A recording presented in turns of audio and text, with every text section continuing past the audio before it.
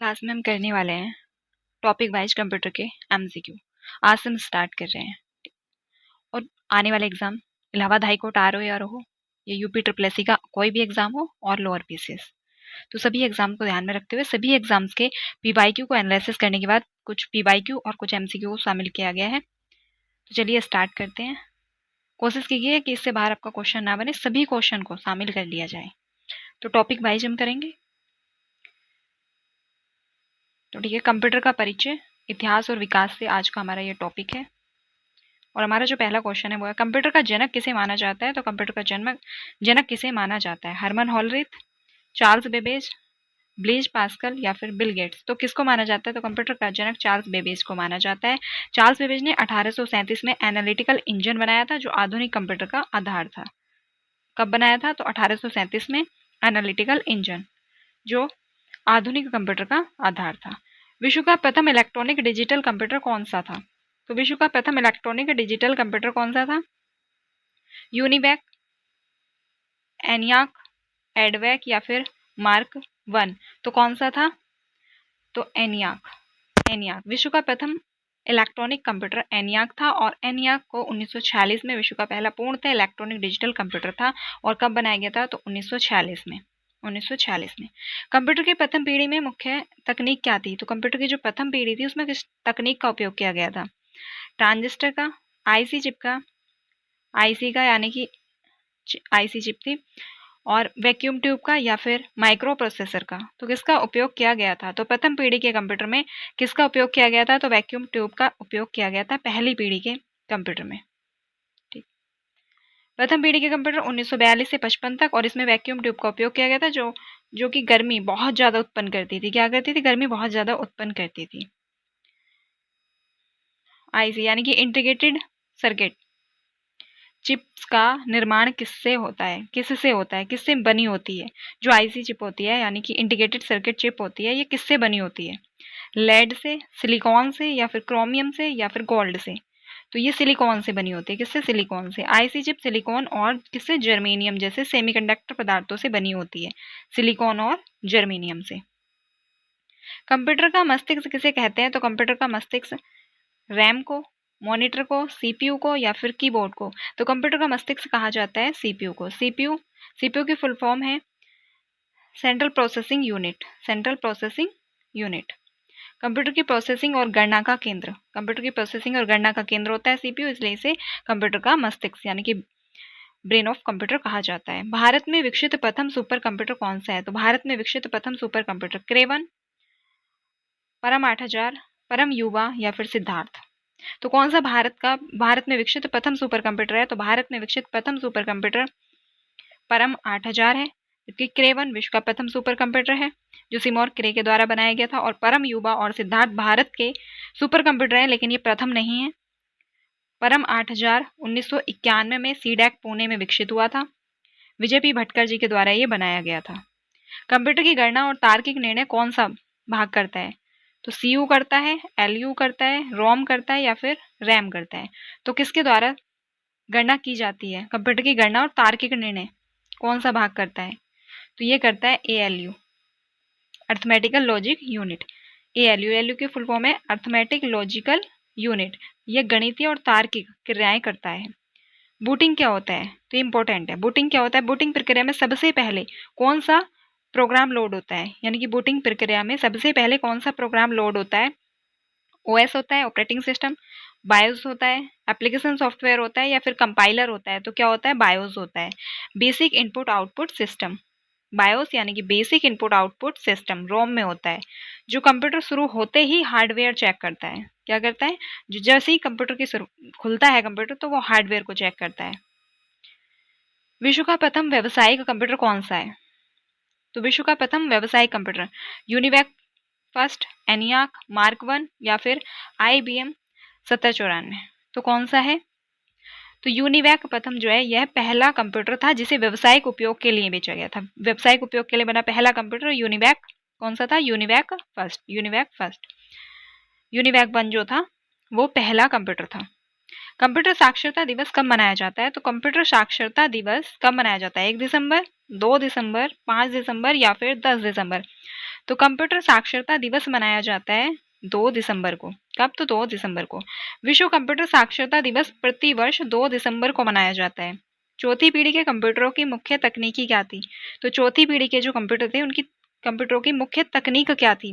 Transistor, IC chip, micro processor या फिर AI. तो चौथी पीढ़ी के कंप्यूटर में तो माइक्रो प्रोसेसर का यूज हुआ है। पहली में वैक्यूम ट्यूब, फिर ट्रांजिस्टर। चौथी पीढ़ी, तो चौथी पीढ़ी 1975 से 1989 में तक का काल है, इसका जो समय है। माइक्रो प्रोसेसर का इसमें यूज किया गया, वीएलएसआई का उपयोग हुआ है, जिससे पीसी का जन्म हुआ। पीसी का जन्म तो चौथी पीढ़ी में ही हुआ है, पीसी का जन्म। कंप्यूटर की कंट्रोल यूनिट सीयू का क्या कार्य है? तो कंप्यूटर की कंट्रोल यूनिट का कार्य क्या है? गणना करना, डेटा को प्रोसेस करना, सिस्टम के प्रवाह को नियंत्रित करना, डेटा स्टोर करना। तो इसका कार्य क्या है? सीयू की ट्रैफिक पुलिस की तरह होता है। क्या है इसका कार्य? तो कंप्यूटर की कंट्रोल यूनिट का कार्य क्या होता है? तो क्या इसका कार्य होता है? सिस्टम के प्रवाह को नियंत्रित करना। सीयू को कंप्यूटर की ट्रैफिक पुलिस की तरह माना जाता है, यानी कि यह सुनिश्चित करता है कि निर्देश कब जाना है और कहाँ जाना है। पंचकार्ड का आविष्कार किसने किया है? तो पंचकार्ड का आविष्कार Charles Babbage, Herman Hollerith, Blaise Pascal या फिर जॉन मॉचली। तो पंचकार्ड का जो आविष्कार है वो हरमन होलरिथ के द्वारा किया गया है, हरमन होलरिथ। तो हरमन होलरिथ ने 1890 में डेटा स्टोर करने के लिए पंचकार्ड का उपयोग किया था। पंचकार्ड का उपयोग किया था। सीपीयू में एक्यूमुलेटर का क्या कार्य होता है? तो एक्यूमुलेटर का कार्य सीपीयू में क्या होता है? निर्देश पढ़ना, परिणाम सुरक्षित रखना, एड्रेस स्टोर करना या इनपुट लेना। तो कौन सा कार्य होता है? तो कार्य होता है परिणाम सुरक्षित रखना। परिणाम सुरक्षित रखना। एक्यूमुलेटर एक रजिस्टर है जहां गणना का परिणाम अस्थायी रूप से रखा जाता है, यानी कि जो गणनाएं की जाती है उनका जो परिणाम है वो अस्थायी रूप से रहता है। लेडी एडा लवलेज को क्यों जाना जाता है? तो लेडी एडा लवलेज को किस चीज के लिए जाना जाता है? कंप्यूटर के जनक के रूप में, प्रथम प्रोग्रामर के रूप में, माउस का आविष्कार के लिए या इंटरनेट का पितामह।